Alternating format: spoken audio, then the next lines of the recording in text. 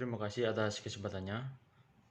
Baik, di sini saya akan menjelaskan tentang apa yang dimaksud dengan etika bisnis. Etika bisnis merupakan sebuah cara untuk menjalankan sebuah bisnis itu tersendiri, di mana di dalamnya mencakup sebuah aspek yang berkaitan dengan individu, perusahaan, atau tentunya masyarakat itu tersendiri. Hal ini merupakan menjadi sebuah kepentingan bagi perilaku para bisnis untuk yang memiliki etika dalam menjalankan sebuah usahanya.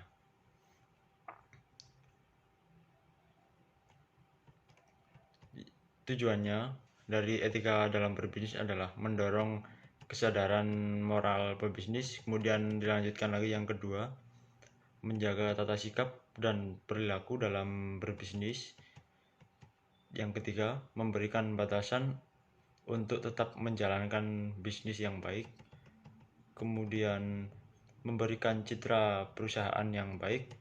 Dan yang terakhir adalah dapat menghindari citra buruk yang merugikan. Assalamualaikum warahmatullahi wabarakatuh. Perkenalkan, nama saya Miftahul Jannah dengan NIM 2018-310-354. Di sini saya akan melanjutkan presentasi dari rekan saya. Cara mempertahankan etika bisnis. Etika bisnis perlu diterapkan pada setiap bisnis untuk mendapatkan kepercayaan dari pelanggan. Ketika hal ini telah kamu terapkan, maka perlahan reputasi bisnis akan beranjak naik. Berikut ini adalah beberapa cara untuk mempertahankan standar etika bisnis. Yang pertama, ciptakan kepercayaan perusahaan. Standar etika bisnis yang baik yaitu membuat stakeholder menjadi percaya pada bisnis yang sedang dijalankan. Untuk menciptakan kepercayaan ini, yang perlu dilakukan yaitu jujur, berani, bertanggung jawab, adil, dan menepati janji. Dan yang kedua, kembangkan kode etik. Yang dimaksud dengan kode etik adalah suatu catatan penting mengenai standar tingkah laku dan prinsip etika yang diharapkan oleh perusahaan untuk mencapai etika bisnis yang baik. Kode etik biasanya memuat tentang aktivitas bisnis, kualitas tempat kerja, kegiatan pemasaran, penentuan harga, penetapan kontrak, jaminan perlindungan, dan lain sebagainya. Yang ketiga, melindungi hak perorangan. Etika bisnis yang baik selalu melindungi hak dari individu yang terlibat termasuk pelanggan, karyawan, maupun pimpinan. Hal ini sangat diperlukan untuk menghindari terjadinya penyimpangan etika. Yang keempat, melakukan pelatihan etika. Etika yang baik perlu dibangun untuk memberikan pelayanan yang maksimal kepada pelanggan. Kalian bisa melakukan ini kepada para karyawan untuk menumbuhkan kesadaran mereka dalam memberikan layanan yang terbaik. Yang kelima, melakukan audit etika secara berkala. Audit perlu dilakukan untuk mengevaluasi kinerja karyawan. Dengan audit etika ini ditujukan untuk mengetahui apakah pelayanan yang diberikan oleh karyawan kepada pelanggan sudah baik atau belum. Yang keenam, menciptakan komunikasi dua arah. Hal ini perlu dilakukan untuk meningkatkan hubungan yang baik pada pelanggan, pimpinan, ataupun antar karyawan. Apabila komunikasi hanya berjalan satu arah, akan berisiko terjadinya kesalahpahaman dari salah satu pihak sehingga tujuan tercapainya etika bisnis yang baik tidak akan pernah bisa tercapai. Baik, selanjutnya akan dijelaskan oleh rekan saya.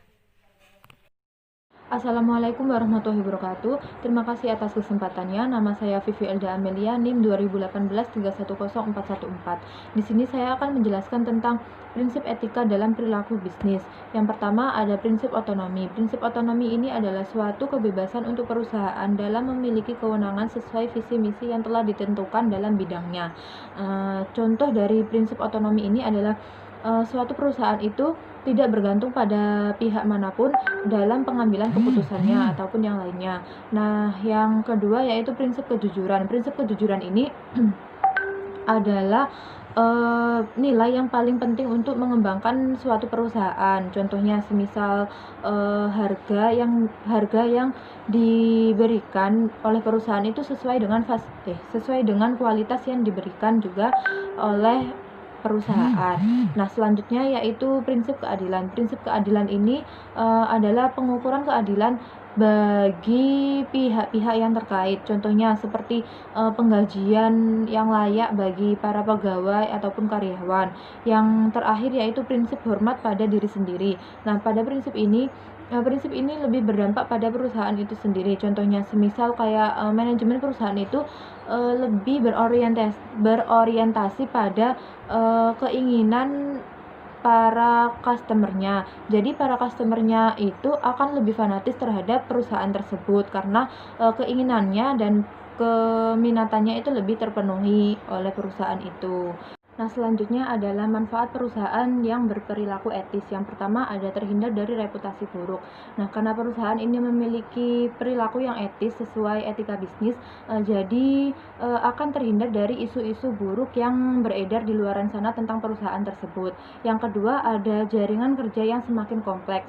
Nah, karena perusahaan ini memiliki perilaku yang etis, jadi kerjasama antara B2B ataupun B2C itu semakin terjalin luas dan kompleks. Yang selanjutnya yaitu mendapat rasa hormat dari stakeholder. Nah, karena perusahaan ini beretika sesuai bisnisnya, jadi para stakeholder ataupun investor itu bisa lebih percaya pada perusahaan tersebut.